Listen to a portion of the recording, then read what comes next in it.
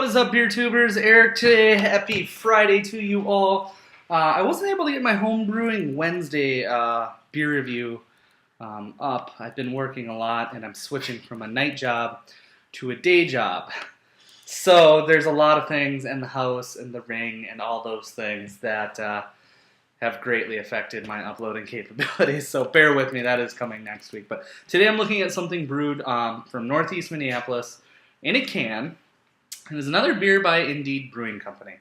And this is their fall seasonal. It is a take on a pumpkin pie-esque beer, but it's called Sweet Yamma Jamma.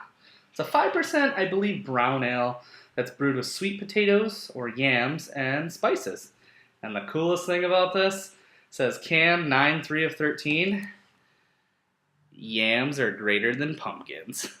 And for the most part, I'm not a big pumpkin beer guy. I will hopefully review one or two more this fall, but generally they're more of a dessert beer, and they're more something that I would pair with a fall treat, or, I'd rather drink an Oktoberfest or a cider personally, but I'm going to get into this one. It does clock in at 5% alcohol by volume, 10 IBUs.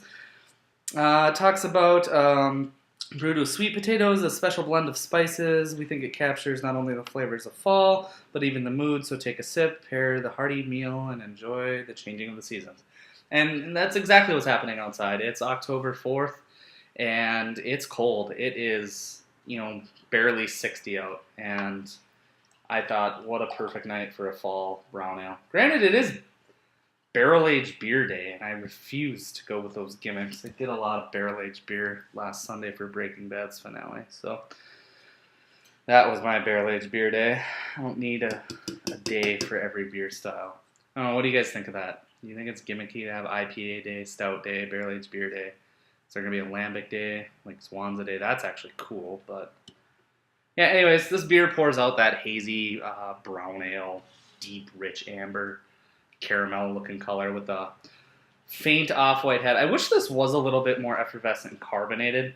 It's kind of lackluster there, but it does add to the mouthfeel.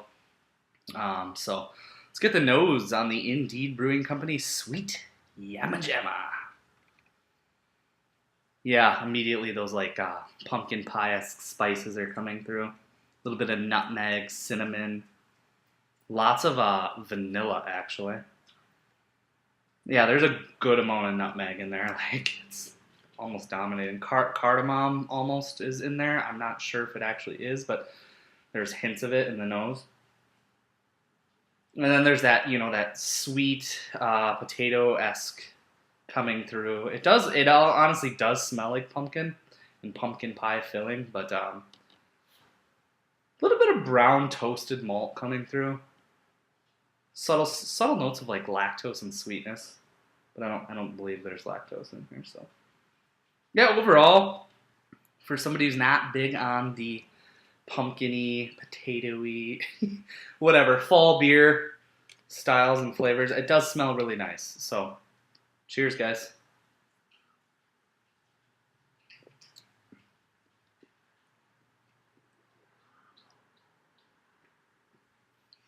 Yeah, immediately I get that really, really basic brown ale, but then there's just this onslaught of cinnamon, cardamom, nutmeg, vanilla, definitely the sweet potato coming through.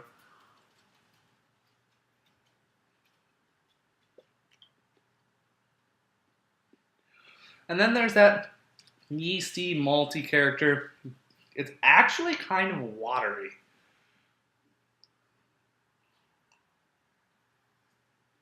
I wish the beer had more body. It's very thin, which does lead it to be easier to drink, but if this is going to be something I pair with a dessert or a nice rich fall stew or something, I do want a little bit more backbone in the body and the mouthfeel. It's really, really thin. It actually takes away from the finish and the overall product. So, for a grade for Sweet Yamma Jamma, Indeed Brewing Company, get it now while you can. It is online at France 44, Merlin's Liquor, all those. So you can get it shipped directly to you. I'll put the link in the description below. I've got to go 80 out of 100. I think it's a really valiant effort. I think that it's really cool to use sweet potatoes versus pumpkins. I love the cans artwork. Indeed has just some of the really, really awesome artwork. A lot of detail. But the beer overall is too thin, too watery, too lackluster in the mouthfeel that it takes away from the full experience. And that's why it suffers. It's a B effort. It's a decent beer. By no means would I take it over Pumpkin or Schlafly's pumpkin beer or Shipyard's pumpkin beer, but it's good. It's nice to see sweet potatoes versus pumpkin everything at this time of the year. So we'll definitely see you in another beer review, guys. Thanks for stopping by. Cheers.